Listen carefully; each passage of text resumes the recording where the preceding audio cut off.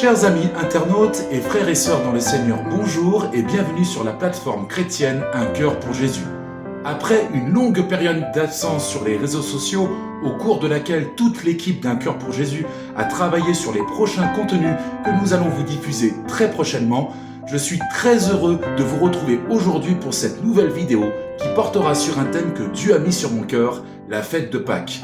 Quel est l'historique de cette fête ? Quelles sont les origines de cette fête ? Pourquoi cette fête est-elle considérée comme étant la plus importante pour les chrétiens ? C'est par cette vidéo que vous trouverez les réponses à ces questions.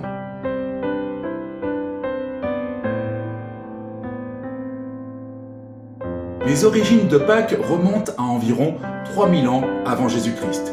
Il nous faut revenir à la période de l'Exode qui est relatée dans la Bible dans l'Ancien Testament. Une période au cours de laquelle un homme du nom de Moïse a reçu de la part de Dieu comme instruction de conduire le peuple hébreu hors d'Égypte jusqu'en terre promise afin de le libérer du joug de l'esclavage que leur faisaient subir les Égyptiens. C'est à ce moment-là, à cette époque-là, que la première Pâque hébraïque, autrement dit la première Pâque juive, fut célébrée. Et à cette occasion, les Hébreux sacrifièrent un agneau et peignèrent les linteaux des portes de leur demeure du sang de cet agneau, afin que l'Éternel, notre Dieu, les protège contre la mort. Depuis, les Hébreux, autrement dit les Juifs, ont célébré Pâques chaque année afin de commémorer leur libération de l'esclavage. Environ plus de 1000 ans après, un autre homme du nom de Jésus est mort sacrifié, crucifié sur une croix, afin de libérer l'humanité d'une autre forme d'esclavage qu'est le péché. Et c'est par cette mort en sacrifice pour nous sur cette croix que nous pouvons donc comparer Jésus-Christ à cet agneau immolé, sacrifié par les Hébreux des milliers d'années plus tôt, durant la période de l'Exode. 3 jours après sa crucifixion, Jésus-Christ est ressuscité de la mort. Et c'est cette résurrection que nous, chrétiens, commémorons chaque année lors de la traditionnelle fête de Pâques. Il s'agit donc là de la Pâque chrétienne.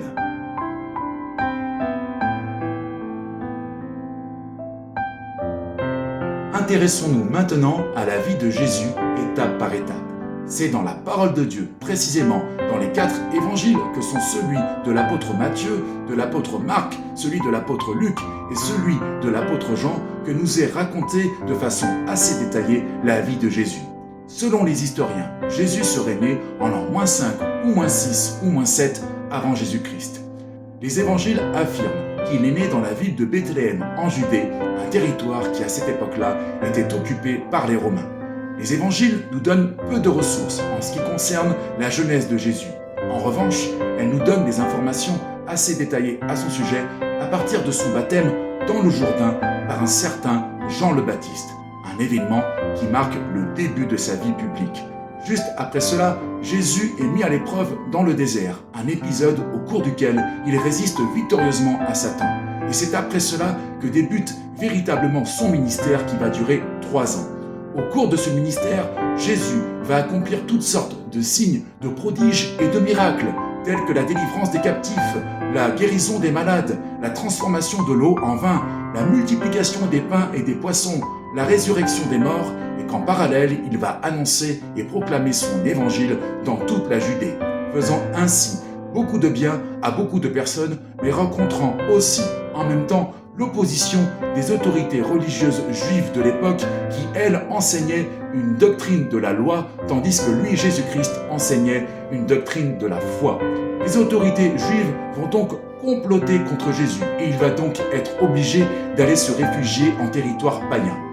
Après la transfiguration, un épisode au cours duquel Jésus révèle son identité et sa gloire à ses disciples, c'est juste après cela, juste après cet épisode, qu'il retourne en Judée, précisément dans la ville de Jérusalem, où il est à son arrivée accueilli par une foule qui l'acclame et qui le reconnaît comme le Messie, mais aussi où l'attendent les autorités religieuses juives qui cherchent un moyen de l'arrêter et de le faire mourir.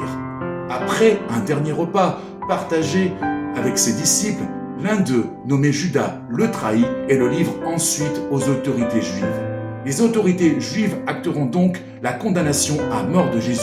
Et c'est après cela que Jésus meurt crucifié sur une croix.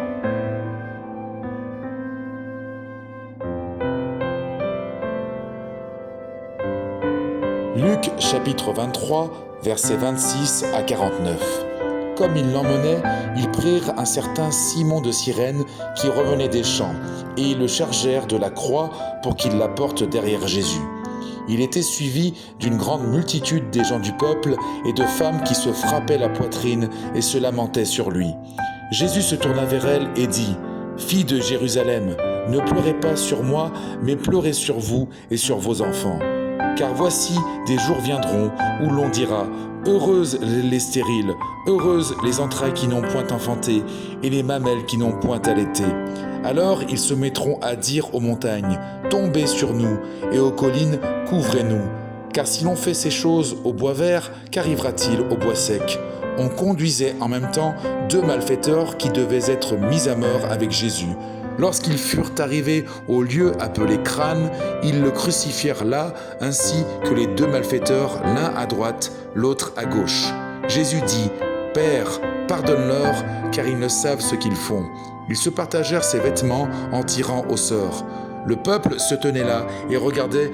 Les magistrats se moquaient de Jésus, disant : « Il a sauvé les autres, qu'il se sauve lui-même, s'il est le Christ, l'élu de Dieu. » Les soldats aussi se moquaient de lui, s'approchant et lui présentant du vinaigre. Ils disaient : « Si tu es le roi des Juifs, sauve-toi toi-même. » Il y avait au-dessus de lui cette inscription : « Celui-ci est le roi des Juifs. » L'un des malfaiteurs crucifiés l'injuriait, disant : « N'es-tu pas le Christ ? Sauve-toi toi-même et sauve-nous. » Mais l'autre le reprenait et disait : « Ne crains-tu pas Dieu, toi qui subis la même condamnation ? Pour nous, c'est justice, car nous recevons ce qu'ont mérité nos crimes. Mais celui-ci n'a rien fait de mal. » Et il dit à Jésus : « Souviens-toi de moi quand tu viendras dans ton règne. » Jésus lui répondit : « Je te le dis en vérité, aujourd'hui tu seras avec moi dans le paradis. » Il était déjà environ la 6e heure, et il y eut des ténèbres sur toute la terre jusqu'à la 9e heure. Le soleil s'obscurcit, et le voile du temple se déchira par le milieu. Jésus s'écria d'une voix forte : « Père, je remets mon esprit entre tes mains. » Et en disant ces paroles, il expira. Le centenier, voyant ce qui était arrivé, glorifia Dieu et dit : « Certainement, cet homme était juste. » Et tous ceux qui assistaient en foule à ce spectacle, après avoir vu ce qui était arrivé, s'en retournèrent, se frappant la poitrine. Tous ceux de la connaissance de Jésus et les femmes qui l'avaient accompagné depuis la Galilée se tenaient dans l'éloignement et regardaient ce qui se passait. Comme je l'ai dit en préambule, Pâques est pour nous chrétiens le moment au cours duquel nous commémorons un des événements centraux de notre foi chrétienne, qui est la résurrection de Jésus. Mais c'est aussi un moment au cours duquel nous nous rappelons d'un autre événement central de notre foi, qui est la mort de Jésus par crucifixion sur une croix. Pour nous chrétiens, la mort de Jésus-Christ à la croix a un sens véritable, une profonde signification. Il s'agit là d'un des messages les plus essentiels pour nous, qui est celui de la croix, le message de la croix. Comprendre, reconnaître et accepter avec foi le message de la croix, c'est comprendre, reconnaître et accepter avec foi la mission que Jésus a accomplie pour nous et pour toute l'humanité. Comprendre, reconnaître et accepter avec foi le message de la croix, c'est comprendre, reconnaître et accepter avec foi le sacrifice que Jésus-Christ a accompli par amour pour nous en mourant crucifié sur cette croix, afin que nous soyons, par Dieu le Père, victorieux sur Satan et sur toute puissance ténébreuse, guéris dans nos cœurs et dans nos corps, libérés, pardonnés de nos péchés et réconciliés avec lui, Dieu le Père, et pour que nous obtenions de lui, de Dieu le Père, notre salut pour l'éternité. Ainsi donc, le message de la croix nous révèle ces 7 mystères de la crucifixion que sont l'amour, la foi, la guérison, le pardon, la réconciliation, le salut et la victoire.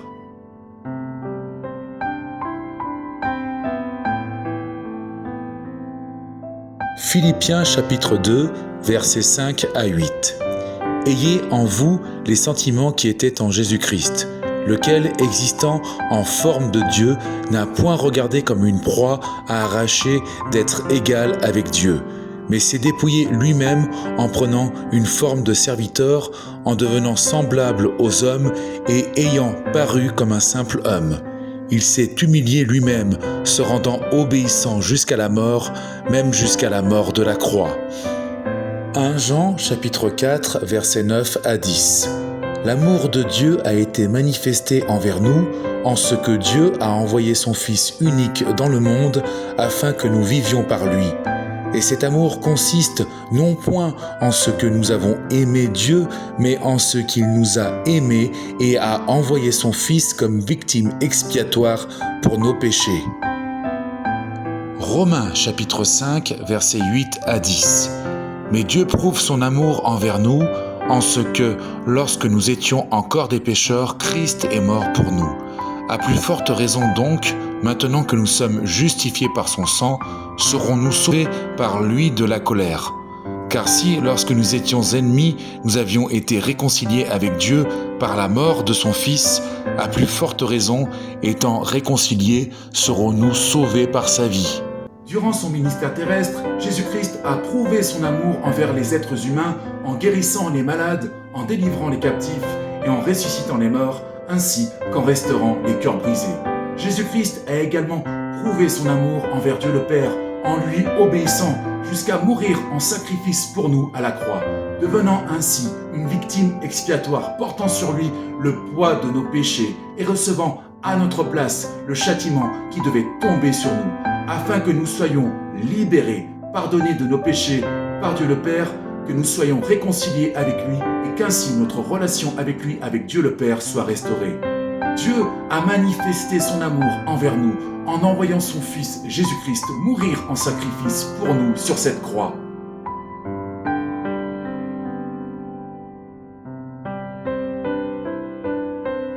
Hébreux chapitre 11 verset 1. Or la foi est une ferme assurance des choses qu'on espère, une démonstration de celles qu'on ne voit pas. Hébreux chapitre 11 verset 6. Or sans la foi, il est impossible de lui être agréable, car il faut que celui qui s'approche de Dieu croit que Dieu existe et qu'il est le rémunérateur de ceux qui le cherchent. Quand nos yeux physiques nous montrent Jésus-Christ agonisant sur cette croix, notre foi ne doit pas être basée sur ce que nos yeux physiques nous montrent des circonstances de sa mort, mais notre foi doit être basée sur ce que nous pouvons espérer du sacrifice que Jésus-Christ a accompli pour nous en mourant sur cette croix. Notre foi doit donc être basée sur le pardon, sur la réconciliation, sur le salut, sur la guérison et sur la victoire que nous pouvons obtenir en reconnaissant et en acceptant avec foi ce que Jésus-Christ a accompli pour nous par sa mort sacrificielle à la croix.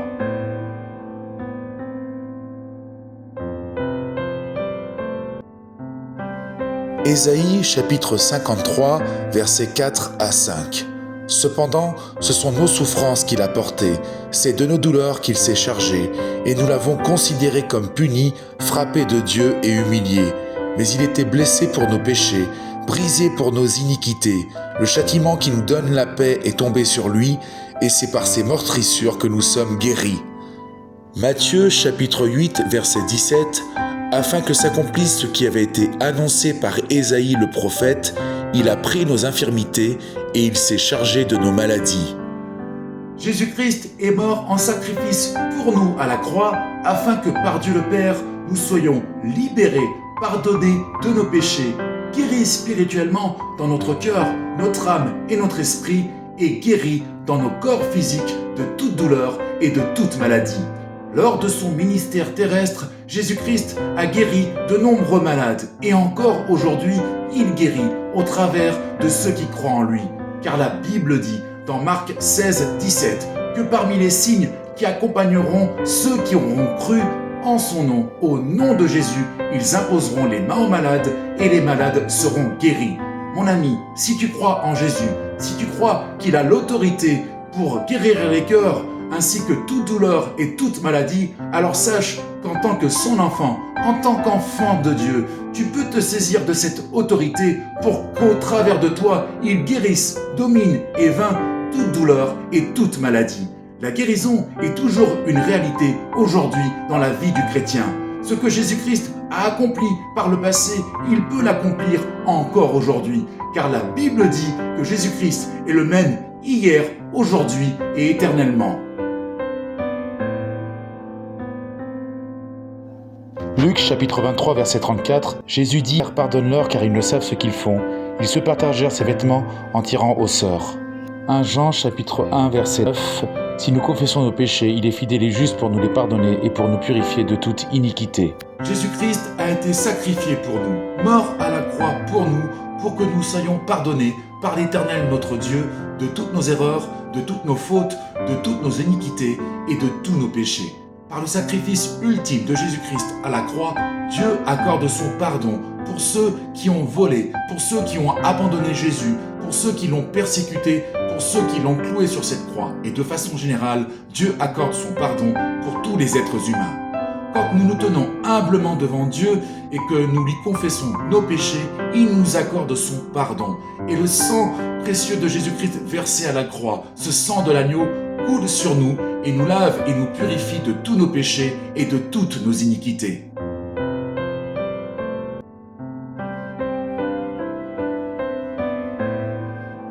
« 2 Corinthiens, chapitre 5, versets 19 à 20.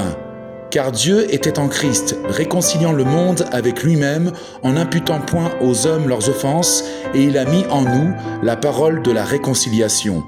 Nous faisons donc les fonctions d'ambassadeurs pour Christ, comme si Dieu exhortait par nous, nous vous en supplions, au nom de Christ, soyez réconciliés avec Dieu. » Jésus-Christ s'est sacrifié pour nous en mourant à la croix, prenant ainsi à notre place notre culpabilité liée à nos péchés et recevant à notre place le châtiment qui devait tomber sur nous, afin que notre Père Céleste, l'Éternel notre Dieu, nous accorde son pardon et nous permette de nous réconcilier avec lui.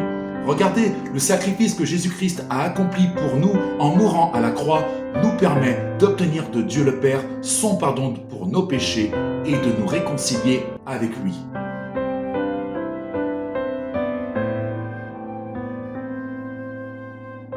Luc chapitre 23, versets 39 à 43.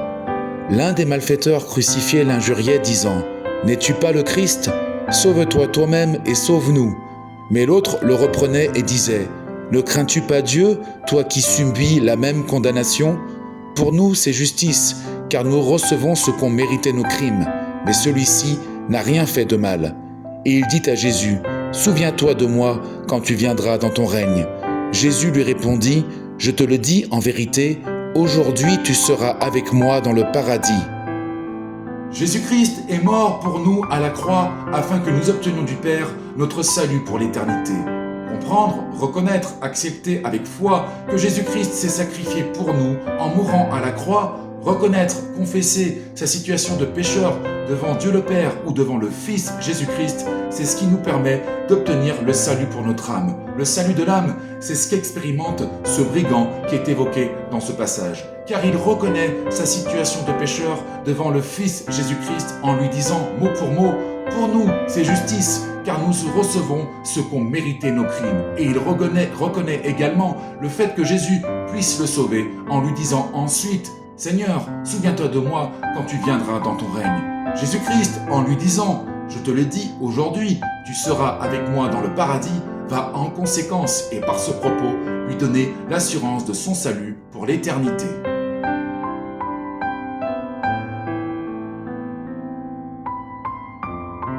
1 Corinthiens, chapitre 15, verset 57. Mais grâce soit rendue à Dieu qui nous donne la victoire par notre Seigneur Jésus-Christ. » La mort sacrificielle de Jésus-Christ à la croix est relatée dans la Bible dans plusieurs prophéties dites messianiques qui se trouvent toutes dans l'Ancien Testament. Dieu le Père a par amour pour nous confié la mission à Jésus-Christ de se sacrifier pour nous en mourant à la croix afin que par lui, par Dieu le Père, nous soyons guéris dans nos cœurs, dans nos corps, libérés et pardonnés de nos péchés, réconciliés avec lui et afin que nous obtenions de lui le salut pour notre âme. La mort sacrificielle de Jésus-Christ à la croix n'est pas une défaite, mais une victoire contrairement à ce qu'elle peut laisser paraître. Car la bonne nouvelle est que quand nous la reconnaissons, acceptons avec foi, elle nous permet de comprendre l'amour que le Père a manifesté envers nous. Et elle nous permet d'être guéris dans nos cœurs et dans nos corps, pardonnés et réconciliés avec le Père et d'être sauvés par le Père.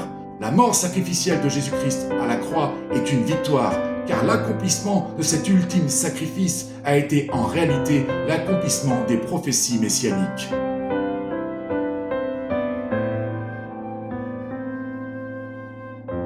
Luc chapitre 24, versets 1 à 8. Le premier jour de la semaine, elles se rendirent au sépulcre de grand matin, portant les aromates qu'elles avaient préparés. Elles trouvèrent que la pierre avait été roulée de devant le sépulcre, et, étant entrées, elles ne trouvèrent pas le corps du Seigneur Jésus. Comme elles ne savaient que penser de cela, voici 2 hommes leur apparurent en habits resplendissants. Saisies de frayeur, elles baissèrent le visage contre terre. Mais ils leur dirent : « Pourquoi cherchez-vous parmi les morts celui qui est vivant ? Il n'est point ici, mais il est ressuscité. Souvenez-vous de quelle manière il vous a parlé lorsqu'il était encore en Galilée et qu'il disait : il faut que le Fils de l'homme soit livré entre les mains des pécheurs, qu'il soit crucifié et qu'il ressuscite le 3e jour. » Et elles se ressouvinrent des paroles de Jésus. Par sa mort sacrificielle à la croix, Jésus-Christ a porté sur lui le poids de nos péchés et a reçu en conséquence le châtiment qui nous était dû, afin qu'après avoir compris, reconnu et accepté avec foi ce sacrifice ultime qu'il a accompli pour nous, nous soyons, par Dieu le Père, guéris dans nos cœurs et dans nos corps, libérés et pardonnés de nos péchés, réconciliés avec lui et sauvés pour l'éternité. Nous pouvons donc affirmer que par sa mort sacrificielle à la croix, Jésus-Christ a remporté une importante victoire pour nous. Mais son histoire ne s'est heureusement pas arrêtée là, car le fait est qu'il est effectivement et réellement ressuscité de la mort 3 jours plus tard, conformément à ce qu'il avait lui-même prédit, et que c'est par cette résurrection que la victoire qu'il a remportée 3 jours plus tôt à la croix a été rendue visible. Il s'agit là du message de la résurrection, aussi essentiel pour nous chrétiens que le message de la croix. Le message de la résurrection est tout comme le message de la croix aussi essentiel pour la foi chrétienne, car tout comme le message de la croix, il est à la base de l'évangile. La mort sacrificielle de Jésus-Christ à la croix ne doit donc pas être dissociée de sa résurrection 3 jours plus tard, car ces 2 événements sont en réalité liés. Si Jésus-Christ n'aurait pas ressuscité de la mort, alors sa mort sacrificielle à la croix n'aurait en réalité eu aucun sens. Comprendre le sens du message de la croix doit donc nous amener à comprendre le sens du message de la résurrection. En ressuscitant Jésus-Christ de la mort, Dieu a démontré sa puissance et sa souveraineté tant sur la mort que sur la vie. Croire en la résurrection de Jésus-Christ par Dieu le Père, c'est croire en un Dieu créateur, dominateur de l'univers, ayant le pouvoir de ramener les morts à la vie. C'est croire que Dieu le Père est devenu homme en son Fils Jésus-Christ, par lequel il est mort pour nos péchés et est ressuscité de la mort. C'est croire en un Dieu étant le seul capable de créer la vie et de la ressusciter après la mort. C'est croire que tous ceux qui croient en Jésus-Christ pourront recevoir du Père le salut pour l'éternité. L'Éternel Dieu le Père a incontestablement prouvé son amour envers nous en envoyant son Fils Jésus-Christ se sacrifier pour nous en mourant sur une croix, portant ainsi sur lui le poids de nos péchés et recevant à notre place le châtiment qui devait tomber sur nous, afin qu'après avoir avec foi compris, reconnu et accepté ce sacrifice ultime, nous soyons par Dieu le Père guéris dans nos cœurs et dans nos corps, libérés et pardonnés de nos péchés, réconciliés avec lui et sauvés pour l'éternité. C'est ainsi que Jésus-Christ a remporté une importante victoire à la croix pour nous et que cette victoire est ensuite devenue visible par sa résurrection. Mon ami, toi qui en cet instant regarde et écoute cette vidéo, sache que Dieu le Père t'aime à tel point qu'il a envoyé son Fils Jésus-Christ se sacrifier pour toi en mourant sur une croix, portant ainsi sur lui le poids de tes péchés, afin qu'aussitôt, après avoir avec foi reconnu et accepté ce sacrifice ultime que le Fils a accompli à la croix, tu puisses obtenir du Père la guérison pour ton cœur et pour ton corps, la libération et le pardon de tes péchés, pour que tu puisses ensuite te réconcilier avec lui, ainsi que le salut pour ton âme. Si tu souhaites de tout ton cœur recevoir ces choses, si tu souhaites être victorieux sur tout ce qui te fait souffrir, sur tout ce qui fait souffrir ton cœur et ton corps, et si tu souhaites également être victorieux sur le péché et sur la mort, si tu souhaites restaurer ta relation avec Dieu le Père, alors je t'invite, mon ami, là où tu es, à répéter après moi chacune de ces paroles. Père éternel, mon Dieu, je réalise l'amour que tu as manifesté envers moi en envoyant ton Fils Jésus-Christ se sacrifier pour moi, en mourant crucifié sur une croix. Seigneur Jésus, avec foi, je reconnais et accepte ce sacrifice ultime que tu as accompli pour moi à la croix. Je confesse que par ta mort sacrificielle à la croix, tu as porté tous mes péchés, ainsi que toutes les souffrances liées à l'état de mon cœur et de mon corps, ou à une quelconque maladie, et que c'est par ce sacrifice que je reçois du Père la guérison pour mon cœur et pour mon corps, la libération et le pardon de mes péchés, ainsi que le salut pour mon âme. Je dépose maintenant devant toi à la croix toutes mes souffrances et toutes mes douleurs se trouvant dans mon cœur et dans mon corps, ainsi que tous mes péchés, afin que je sois désormais réconcilié avec Dieu le Père et qu'ainsi ma relation avec lui soit restaurée.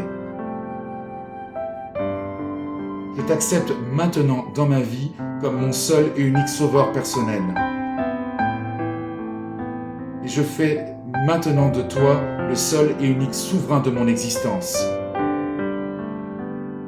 Je décide maintenant de renoncer à tous mes péchés, de t'honorer, de te louer et de t'adorer chaque jour de ma vie. Par ta mort sacrificielle à la croix et par ta résurrection,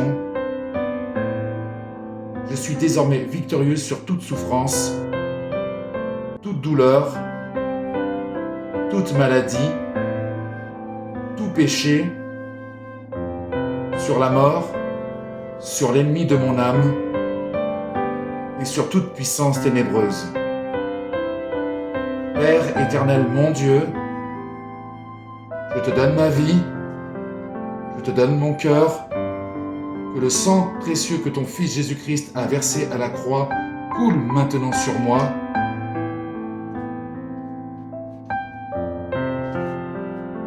et me purifie de tout péché. Je suis maintenant né de nouveau, je suis une nouvelle créature, je suis ton enfant, je t'appartiens entièrement. Viens me visiter maintenant là où je me trouve et que ton Saint-Esprit remplisse mon être tout entier de sa présence. Au nom de notre Seigneur Jésus-Christ. Amen. Mon ami, toi qui aujourd'hui d'un cœur sincère t'en es remis entièrement à Jésus-Christ, je tiens d'abord à te souhaiter joyeuse Pâques et aussi et surtout à te souhaiter une joyeuse nouvelle naissance, car aujourd'hui tu es né de nouveau dans le Seigneur Jésus-Christ. Ton nom est désormais inscrit dans le livre de vie. Mon ami, si tu as été touché, encouragé, édifié et béni par cette vidéo, alors je t'invite, si tu le souhaites, à la liker, à la commenter et à la partager, ainsi qu'à t'abonner à nos réseaux sociaux. La plateforme Un cœur pour Jésus est effectivement accessible sur YouTube, Facebook et Instagram. Mon ami, je te dis à très bientôt pour une prochaine vidéo et en attendant, je te souhaite une très bonne fête de Pâques. Que le Seigneur t'encourage, t'édifie, te fortifie et te bénisse abondamment.